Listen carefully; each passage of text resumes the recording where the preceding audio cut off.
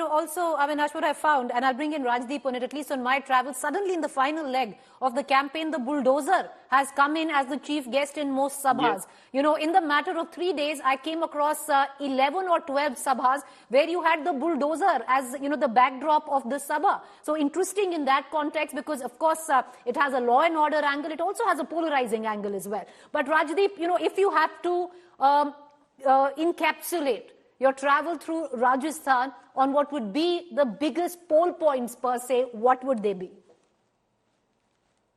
You know what, Preeti, struck me on my travels through Rajasthan is the reinvention of Ashok Gelot. Now here is someone who, through much of his 50 years in public life, was the backroom political operator, not seen as this charismatic leader or a personality cult around him. Instead, what are we finding? Everywhere you go in Rajasthan, Gelot is being pitched as a larger-than-life figure. So the election becomes about Ashok Gelot. Are you with him or not with him? If this was a chief ministerial contest, I might even suggest that the popularity of Mr. Gelot, because of these welfare schemes, might have actually won the Congress in election. So if it was presidential, he'd have an advantage. But the fact is that he, in a way, has not been his own man over the last 5 years. The conflict with Sachin Pilot, the compromises that have been made to retain your MLAs and keep your government together could cost him the election.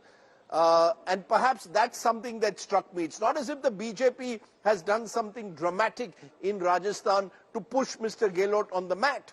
But the fact that he spent much of the last 5 years basically in damage control, crisis management, trying to ensure that his government wasn't toppled, dealing with COVID, dealing with the war with Sachin Pilot, all of that has meant that I think governance suffered for the first 3.5 to 4 years. Has he done enough in the last 1 year to be back in the race? Well, I sense that he's down but not out. But net, it will take a fair amount for Ashok Gelot to reverse Rajasthan's 5-year age.